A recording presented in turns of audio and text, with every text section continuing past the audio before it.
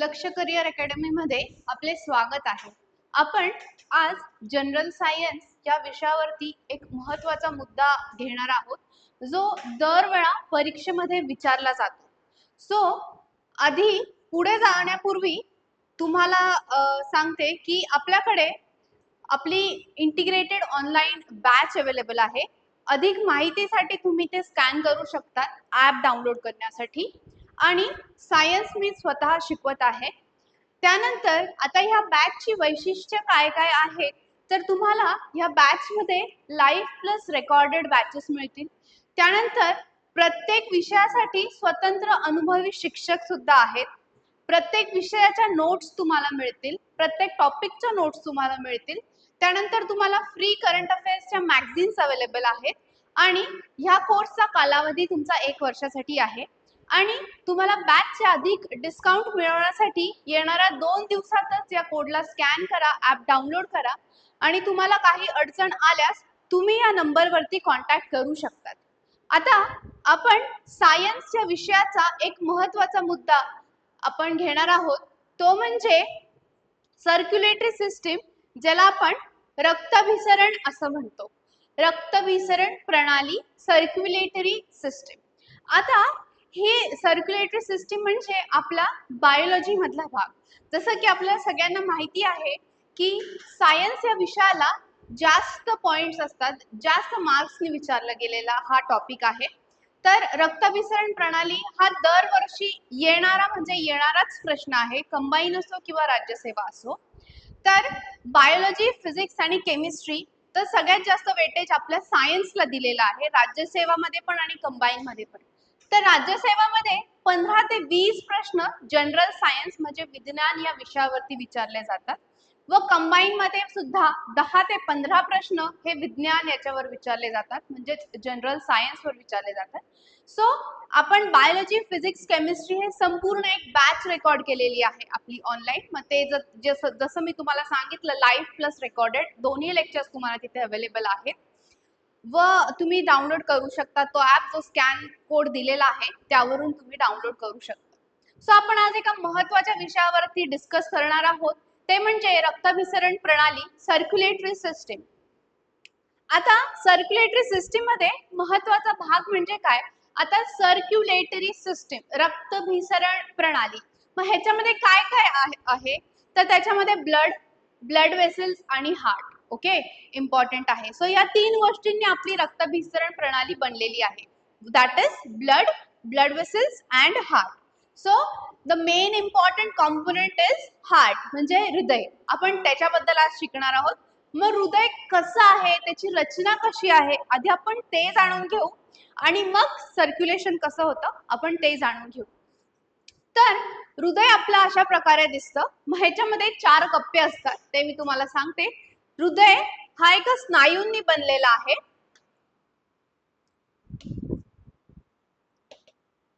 हृदय हा हृदयाच्या स्नायूंनी बनलेला आहे, एक स्नायू अवयव आहे, म्हणजे तो मसल्सनी बनलेला आहे। मध्ये शंकूच्या आकाराचे आहे, म्हणजे ते मेडियास्टेनम मध्ये प्रेझेंट आहे। त्या प्लेसला आपण मेडियास्टेनम म्हणतो।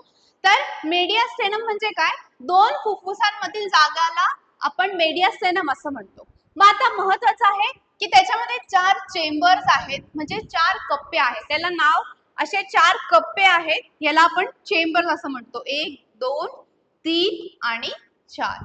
ओके, मग ते त्या चेंबरचं नाव आहे atria and ventricles. Okay, atria and ventricles, ठीक आहे, आलिंद आणि नीलय।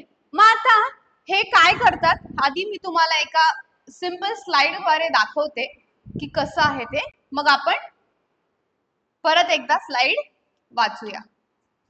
जसं की तुम्हाला सांगितलं की हे झालं तुमचं हृदय। आता काय म्हटलं आहे, हे 4 चेंबर्स आहे, म्हणजे 4 कप्पे आहेत त्याच्यात, बरोबर। 4 कप्पे झाले, क्लिअर। आता पुढे जाण्यापूर्वी आता मला तुम्ही सांगा, जेव्हा तुम्ही मिरर मध्ये बघतात किंवा तुम्ही सेल्फी काढतात, तर तुमचा राईट साइड हा लेफ्ट साइड दिसतो, लेफ्ट साइड हा राईट साइड दिसतो। सेम आता मी जेव्हा माझा हार्ट ड्रॉ करते, तर आता ही माझी लेफ्ट बाजू आहे, पण असं बघत असताना जर मी हार्ट असं प्लेस केलं तर ही माझी राईट साइड आहे. सो मी इथे नेम देणार राईट, हे पण राईट, हे काय येईल लेफ्ट, हे पण येईल लेफ्ट. क्लिअर. वरचे दोन कप्पे, खालचे दोन कप्पे. आता वरच्या कप्प्यांना एट्रियम असं म्हणतात. ओके, एट्रियम असं म्हणतात किंवा आलिंदी असं म्हणतात. त्याच्यानंतर खालच्या कप्प्यांना वेंट्रिकल्स असं म्हणतात. नीलय आपण ज्याला म्हणतो नीलय. पण तुम्ही हे नाव इंग्लिश मधनं लक्षात ठेवले तर जास्त बेटर आहे. ओके, इथपर्यंत कळलंय. 4 कप्पे आहेत. वरचे कप्पे राईट लेफ्ट राईट लेफ्ट. वरचे कप्पे एट्रियम, खालचे कप्पे वेंट्रिकल्स. आता यासाठी सोपी ट्रिक आहे. एट्रियम आणि वेंट्रिकल मध्ये कन्फ्युजन झालं तर हे लक्षात ठेवा. अल्फाबेटिकल सिरीज मध्ये एबीसीडी मध्ये आधी ए येतो. सो ए हा वरच्या पोझिशनला असतो आणि व्ही हा खालच्या पोझिशनला असतो, असं लक्षात ठेवा. सो वरती आहे राईट एट्रियम लेफ्ट एट्रियम, खाली आहे राईट वेंट्रिकल आणि लेफ्ट वेंट्रिकल. इतकं क्लिअर आहे. आता नेक्स्ट, आता ही जी मधली लाईन आहे तिचं पण काहीतरी नाव आहे आणि ही खालची लाईन आहे हिचं पण काहीतरी नाव आहे. ओके, सो हे जे आहे याला आपण म्हणतो इंटर एट्रियल सेप्टम. म्हणजे दोन एट्रियम मधलं सेपरेशनला आपण सेप्टम असं नाव दिलं आहे. मग ते कोणामधलं सेपरेशन आहे तर एट्रियम मधलं सेपरेशन आहे. So inter atrial septum. Clear. Same मला खालच्या याचं नाव द्यायचं असेल तर काय असेल ते फक्त इंटर एट्रियमच्या ऐवजी वेंट्रिक्युलर सेप्टम. इथपर्यंत क्लिअर आहे मुलांनो. आतापर्यंत आपण फक्त हृदयाची रचना बघितली. ओके, सो त्याच्यामध्ये 4 कप्पे आहेत. त्या कप्प्यांना आपण चेंबर्स असं म्हटलं. वरचे 2 कप्पे जे आहेत त्याला एट्रियम असं म्हणतात. खालचे 2 कप्पे आहेत त्याला वेंट्रिकल्स असं म्हणतात. So right left right left. Clear. मग त्यांच्यामध्ये जे सेपरेशन आहे त्याचे 2 नावं मी तुम्हाला सांगितले, इंटर एट्रियल सेप्टम आणि इंटर वेंट्रिक्युलर सेप्टम. ठीक आहे. आता या स्लाइड मध्ये तुम्हाला क्लिअर असेल की 2 एट्रिया उजवे आणि डावे वेगळे इंटर एट्रियल सेप्टम द्वारे होतात आणि 2 वेंट्रिकल्स उजवीकडे आणि डावीकडे हे वेगळे कोणामुळे होतात इंटर वेंट्रिक्युलर सेप्टम. ओके, आता ह्या झडपा काय असतात आपण ते नंतर बघू. आधी आपण आता परत बघणार आहोत की आता सर्क्युलेशन कसं होतंय. ओके, त्याच्यानंतर मी तुम्हाला झडपांबद्दल सांगेन. आता काळजीपूर्वक लक्ष द्या. हे झालं हार्ट.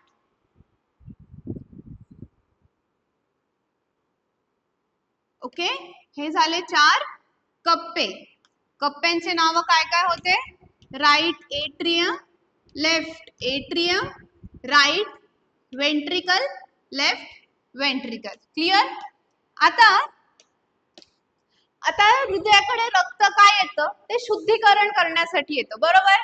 फिल्ट्रेशन करण्यासाठी येतं. आता जे आपल्या बॉडी मधलं अशुद्ध रक्त आहे, आता सगळ्यात पहिले तुम्हाला सांगते वेन्स म्हणजे काय, आर्टरीज म्हणजे काय आणि कॅपिलरीज म्हणजे काय. ओके, वेन्स म्हणजे बॉडी मध्ये जे अशुद्ध रक्त कॅरी करतात, अशुद्ध रक्त कॅरी करतात त्यांना वेन्स असं म्हणतात. बॉडी मध्ये जे शुद्ध रक्त कॅरी करतात त्यांना आर्टरीज असं म्हणतात. आणि कॅपिलरीज हे न्यूट्रिएंट्स एक्सचेंज करण्याचं काम करतात. आपल्याला महत्त्वाच्या या 2 संकल्पना आता सर्क्युलेशन साठी लक्षात ठेवायचं आहे. वेन्स हे अशुद्ध रक्त कॅरी करतात, आर्टरीज हे शुद्ध रक्त कॅरी करतात. आता त्यांचा एक सिंपल स्ट्रक्चर आहे की आपल्या बॉडीमध्ये सगळ्यात मोठी आर्टरी असते, तिचं नाव मी तुम्हाला सर्क्युलेशनच्या एंडला सांगेन. ही सगळ्यात मोठी आर्टरी आहे. मग आर्टरीज डिवाइड होऊन बनतात आर्टरिओल्स. म्हणजे धमनी डिवाइड होते धमनिकामध्ये. ओके, धमनी डिवाइड होते म्हणजे सेपरेट होते धमनिकामध्ये, त्याचे वेगवेगळे ब्रांचेस फॉर्म करतं. त्यानंतर धमनिका वेगवेगळ्या होऊन अजून पतल्या पतल्या होऊन त्या फॉर्म करतात कॅपिलरीज. ओके, त्या अजून बारीक होतात. मग कॅपिलरीज एकत्र येतात. आता त्या वेगळ्या नाही. आता कॅपिलरीज ज्या बारीक बारीक झालेल्या आहेत त्या केशवाहिन्या आपण ज्याला म्हणतो त्या एकत्र येऊन फॉर्म करतात तुमच्या वेन्यूज, शिरिका आपण ज्याला म्हणतो, आणि मग वेन्यूज एकत्र येऊन एक मोठी शीर तयार करतात.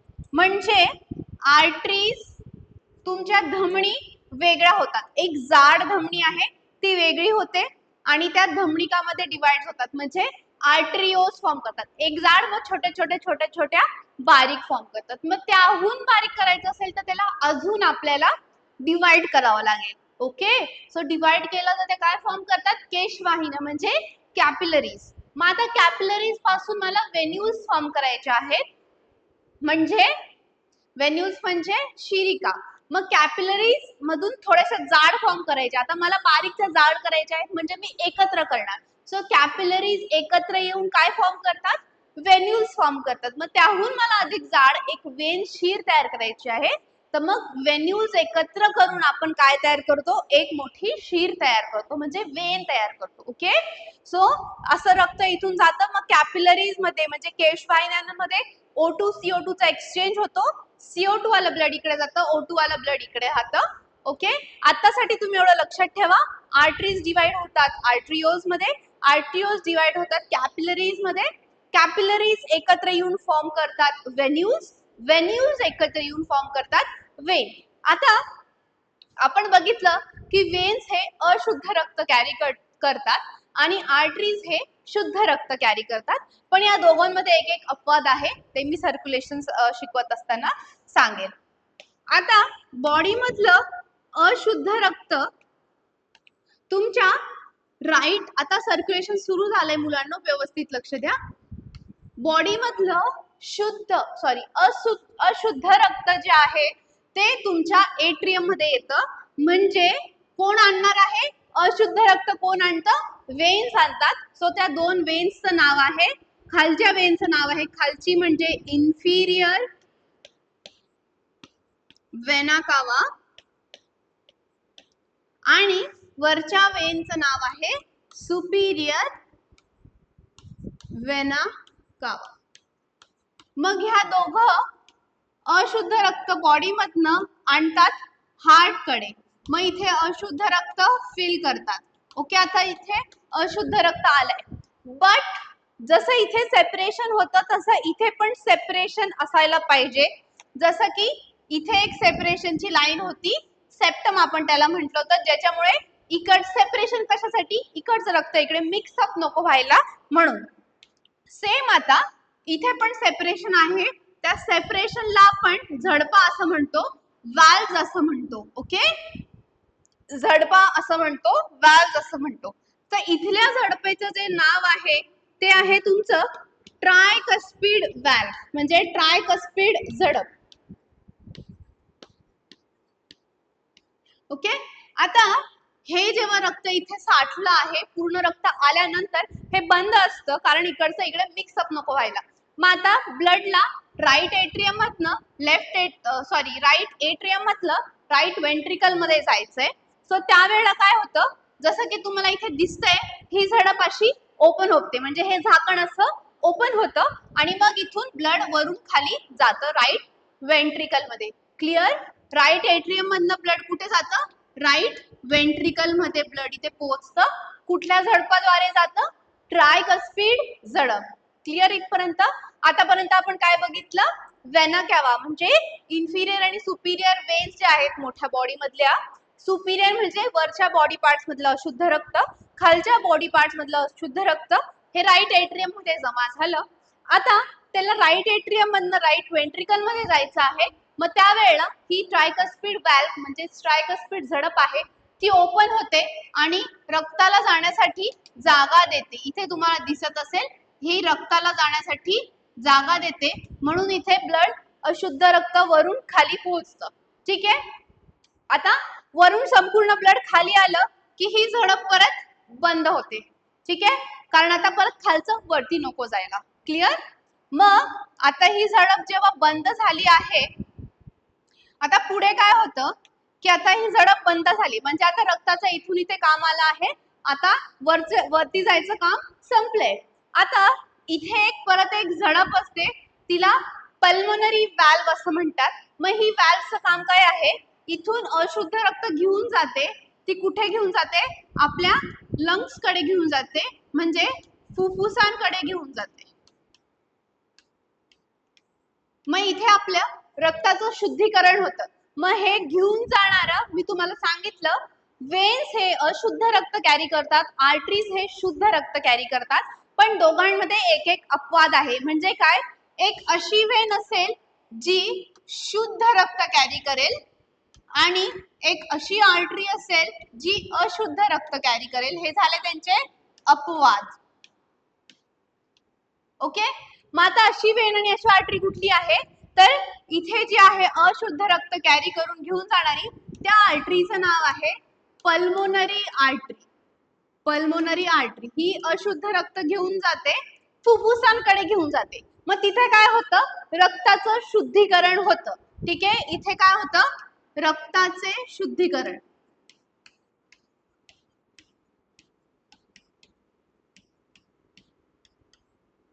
ओके, आता इथे ब्लड तुमचं फिल्ट्रेट झालं आहे, प्युरिफाय झालं आहे. मग आता आपल्याला ते बॉडीकडे पोहोचवायचं आहे. मग पुढची प्रोसेस काय? की फुफ्फुसांकडनं ते येणार तुमच्या लेफ्ट एट्रियम मध्ये. मग त्याला आणणार कोण? तर एक अशी वेन जी अपवाद होती, जी शुद्ध रक्त कॅरी करते, तिचं नाव आहे पल्मोनरी वेन. पल्मोनरी आपण लंग्स शायला म्हणतो. सो लंग्स कडे घेऊन जाणारी आर्टरी पल्मोनरी, घेऊन येणारी आर्टरी पल्मोनरी वेन. क्लिअर? आता ही वेन इथे ब्लड घेऊन आली, बरोबर? शुद्ध रक्त इथे डिपॉझिट झाले. फक्त इथे येऊन चालणार आहे का?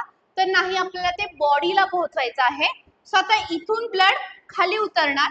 मग सेम जसं इथे एक झडप होती तशी इथे पण एक झडप आहे. तिचं नाव आहे बायकस्पिड व्हॅल्व. बायकस्पिड किंवा मिट्रल व्हॅल्व किंवा झडप असं म्हणतात. बायकस्पिड झडप. मग आता ही इथे रस्ता देणार. मग आपलं ब्लड जाणार लेफ्ट वेंट्रिकल मध्ये. मग लेफ्ट वेंट्रिकल मधनं आपलं ब्लड आपल्या बॉडीला पोहोचण्यासाठी सगळ्यात मोठी आर्टरी आपल्या बॉडीची म्हणजे एओर्टा. मग एओर्टा थ्रू आपल्या बॉडीला ब्लडचा सप्लाय होणार. क्लिअर? आतापर्यंत आपण जे जे बघितलं ते एकदा सिंपल याच्यामध्ये बघू. आधी ब्लड कुठे आलं आपलं? इन्फिरियर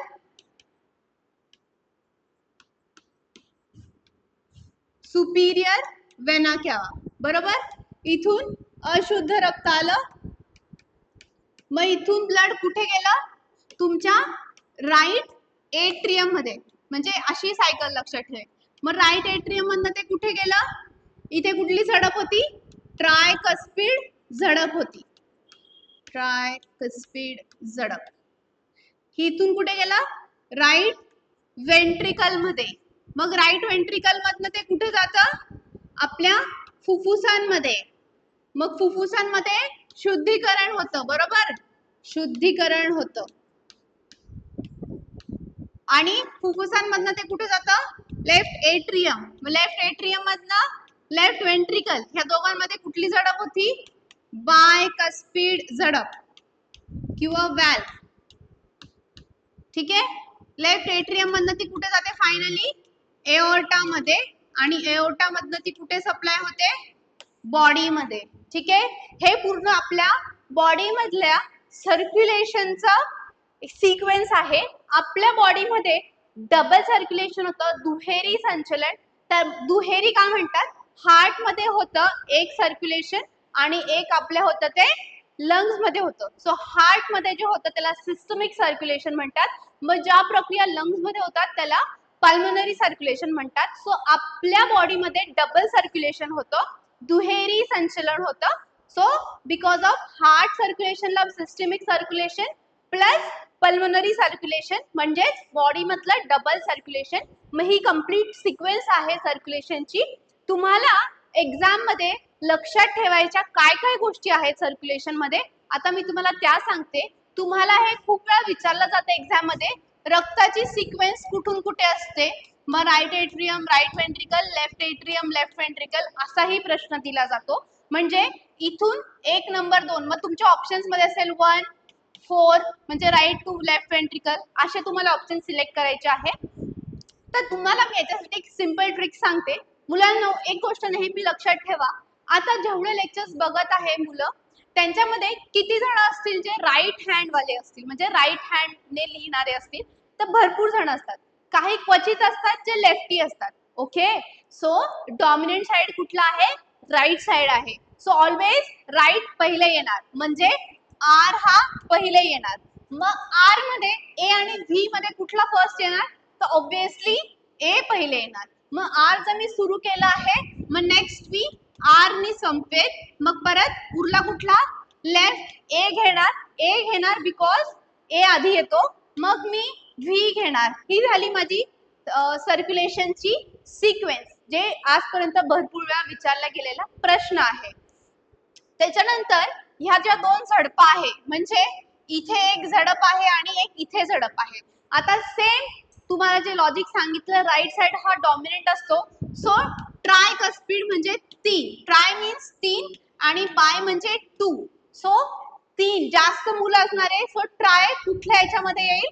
ती झडप 3 वाली, तर राईट साइड मध्ये येणारी झडप म्हणजे ट्राय कस्पिड. मग लेफ्ट साइड मध्ये येणारी उरलेली जी आहे ती बाय कस्पिड. म्हणजे 5 मुलं जर लेक्चरला बसलेले आहेत, तर खूप वेळा असं होतं 3 ते 4 मुलं हे राईट हँडचे असतात. एखाद दोन क्वचित असतात जे लेफ्ट हँडनी लिहितात. म्हणजे हे 2 जण, हे 3 जण, असं लक्षात ठेवा. ह्या मी ट्रिक्स तुम्हाला लक्षात ठेवण्यासाठी सांगते. सो हे अशा प्रकारे तुम्ही ह्या दोघांमधल्या झडपा आणि सर्क्युलेशनची सिक्वेन्स अशी लिहू शकतात. सो हे आपल्या बॉडी मधलं सर्क्युलेशन कसं होतं त्याबद्दल आपण आज शिकलो आहोत. मग आपण जसं आपण बघितलं, हार्टचे पार्ट्स आपण बघितले होते. Right atrium, right ventricle, left atrium, left ventricle. तुम्हाला दिसत असेल राईट वाला साइड हे ब्लू वाले आहे, म्हणजे अशुद्ध रक्त आहे. मग इथून ते शुद्ध व्हायला आपल्या फुफ्फुसांकडे जातं. मग लेफ्ट मध्ये जेव्हा रक्त येतं ते रक्त शुद्धीकरण झाल्यावरती येतं. मग आता आपण शॉर्ट मध्ये फक्त झडपा कुठल्या कुठल्या आहेत त्या पाठ करून घेऊया हार्ट मधल्या. सो कार्डियक सायकल पुढे जाऊन त्या झडपा कुठल्या बंद होतात, कुठल्या ओपन होतात, त्याच्यासाठी आपल्याला ह्या झडपा लक्षात ठेवणं महत्वाचं आहे. सो आपण व्हॅल्व्स ऑफ हार्ट हे पाठ करून घेऊया आता.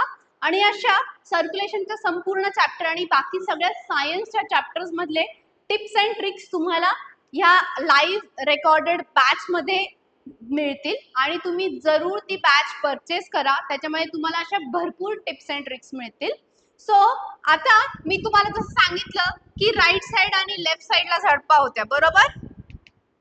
ही आपण ट्रायकस्पिड आणि बायकस्पिड झडप बघितली आहे. त्याच्यानंतर जेव्हा मग ह्या दोघं झडपा, त्याच्यानंतर जेव्हा आपलं रक्त शुद्धीकरण होण्यासाठी फुफ्फुसांकडे जातं, मग ते पल्मोनरी आर्टरी थ्रू जातं. मग तिथे पण एक ओपनिंग असते, मग तिला पल्मोनरी व्हॅल्व असं म्हणतात. मग त्याच्यानंतर इथून जेव्हा रक्त एओर्टाद्वारे जातं, म्हणजे इथून जेव्हा रक्त एओर्टाद्वारे, ह्या एओर्टाद्वारे जेव्हा रक्त जातं, म्हणजे ही इथे पण एओर्टाची एक झडप आहे, तिला म्हणतात एओर्टिक व्हॅल्व. ठीक आहे. मग थोडंसं अजून सिंपल करायला अजून व्हॅल्व्स असतात, बट आत्तासाठी तुम्ही ह्या 4 व्हॅल्व्स महत्वाच्या आहेत त्या लक्षात ठेवा. तर तुमची जी ट्रायकस्पिड व्हॅल्व आहे, ट्रायकस्पिड आणि बायकस्पिड जी व्हॅल्व आहे, त्या दोघांना एकत्रितपणे एव्ही व्हॅल्व असं म्हणतात. एव्ही व्हॅल्व्स किंवा झडपा. बिकॉज एव्ही म्हणजे काय? एट्रिओ व्हेंट्रिक्युलर, म्हणजे एट्रियम आणि व्हेंट्रिकल्सच्या मधल्या ओपनिंग्स आहेत, म्हणून त्यांना एव्ही व्हॅल्व नाव दिलं आहे. आणि बाकीच्या झडपा आहेत, म्हणजे पल्मोनरी व्हॅल्व असो किंवा एओर्टिक व्हॅल्व असो, त्यांचं नाव आहे सेमी ल्युनार व्हॅल्व्स. त्या दोघा व्हॅल्व्सला एकत्र येऊन सेमी लुनार व्हॅल्व असं म्हणतात. सो ट्रायकस्पिड, बायकस्पिड, एव्ही व्हॅल्व लक्षात ठेवा आणि सेमी लुनार व्हॅल्व लक्षात ठेवा. सो एव्ही व्हॅल्व ही ट्रायकस्पिड आणि बायकस्पिड एकत्र येऊन, आणि सेमी लुनार म्हणजे या व्हॅल्व सोडल्या तर बाकीच्या व्हॅल्वचं नाव आहे सेमी लुनार व्हॅल्व. सो हे कार्डियक सायकल साठी महत्वाचं आहे, कारण तेव्हा डायरेक्ट असं सांगितलं जातं एव्ही व्हॅल्व्स बंद होतात, सेमी लुनार व्हॅल्व्स ओपन होतात.